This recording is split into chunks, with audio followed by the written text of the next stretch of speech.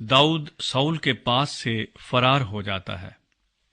और दाऊद नोब में अहीमलक काहिन के पास आया, और अहीमलक दाऊद से मिलने को कांपता हुआ आया और उससे कहा, तू क्यों अकेला है और तेरे साथ कोई आदमी नहीं? दाऊद ने अहीमलक काहिन से कहा कि बादशाह ने मुझे एक काम का हुक्म करके कहा है कि जिस काम पर मैं तुझे भेजता हूँ और जो हुक्म मैंने तुझे दिया है वो किसी शख्स पर जाहिर न हो। सो मैंने जवानों को फलानी फलानी जगह बिठा दिया है। बस अब तेरे यहाँ क्या है?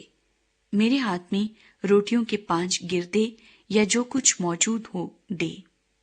काहिन ने दाऊद को जवाब दिया, मेरे यहाँ आम रोटियां तो नहीं, पर मुकद्दस रोटियां हैं, बशर्ते कि वो जवान औरतों से अलग रहे हों।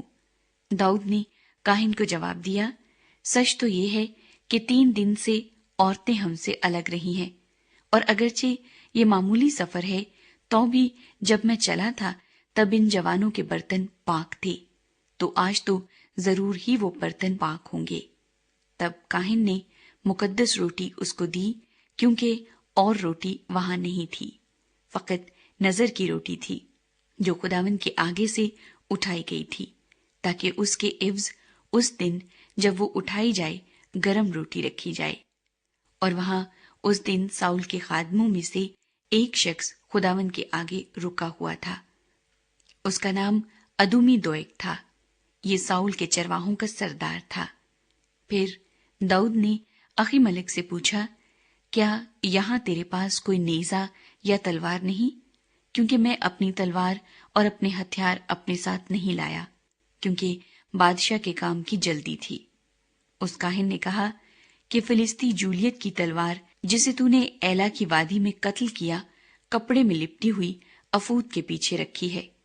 अगर तू उसे लेना चाहता है तो ले, उसके सिवा यहाँ कोई और नहीं है।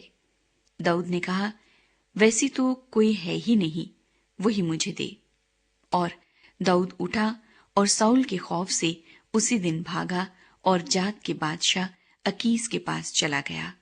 और अकीस के मुलाजमों ने उससे कहा, क्या यही उस मुल्क का बादशाह दाऊद नहीं? क्या इसी के बारे में नाचते वक्त गा गा कर उन्होंने आपस में नहीं कहा था कि साउल ने तो हजारों को पर दाऊद ने लाखों को मारा? दाऊद ने ये बातें अपने दिल में रखी और जात के बादशाह अकीस से निहायत डरा। सो वो उनके आगे दूसरी चाल चला और उनके हाथ पड़कर अपने को दीवाना सा बना लिया और फाटक के कवाड़ों पर लकीरें खींचने और अपने थूक को अपनी दाढ़ी पर बहाने लगा। तब अकीस ने अपने नौकरों से कहा, लो, ये आदमी तो सीढ़ी है, तुम उसे मेरे पास क्यों लाए? क्या मुझे सीढ़ियों की जरूरत है जो तुम उसको मेरे पास लाए हो कि मेरे सामने सीढ़ीपन करे? क्या ऐसा आदमी मेरे घर में आने पाएगा?